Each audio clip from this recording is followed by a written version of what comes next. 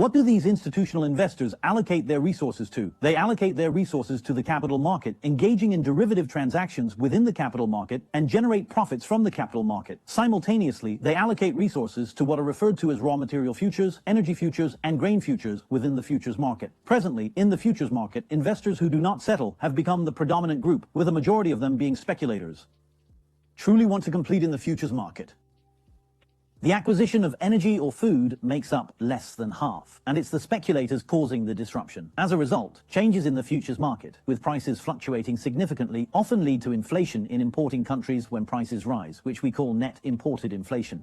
It's import inflation. When the price drops, you call it import deflation. Import deflation is what we refer to as import inflation or import deflation, and it is entirely caused by speculation within the futures market, rather than by an actual shortage of oil or food supplies. Its relationship with the real economy is getting smaller, while its connection with speculation is growing larger. As I mentioned earlier, during the 1980s and 1990s, within those 2 short decades, Americans created over 2,000 types of derivative transactions. These things have caused the poor to become poorer and the rich to become richer, making it increasingly difficult for developing countries while strengthening the already powerful financial capital countries. If we ignore financial capital, we won't grasp what's truly happening globally. When the prices of raw material futures experience a substantial increase, it inflicts severe harm upon the real economies of both developed and developing countries. So firstly, developed countries themselves cannot withstand the rise in raw material and oil prices, so they will abandon the real economy. At the same time, their consumer demand will also decrease, which will affect real economies like rely on government bonds to invest in infrastructure construction to replace external demand. Since it needs to engage in basic construction, it has to purchase raw materials from the international market, which essentially means importing inflation.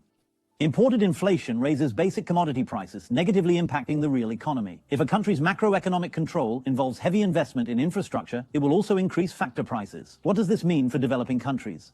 It will undergo a reduction in returns, which will significantly affect the real economy. This influence on the real economy will cause capital to move into speculative markets, potentially resulting in additional problems with high-interest loans. Conversely, it will significantly impact infrastructure development. For local governments that are collaborating on fundamental construction projects, this will result in substantial local debt. Macroeconomic regulation is a dilemma. Furthermore, the low-cost capital formed in overseas capital markets is flowing into the real economies of developing countries that are already heavily indebted or even entangled with high-interest loans, enabling them to make strategic acquisitions. Then he generates income on both ends. On one end, he earns substantial revenue through the futures marketplace. One method is by generating revenue in the capital marketplace, which leads to developing nations transferring additional advantages to developed nations. Certainly, this is the present situation we are witnessing currently,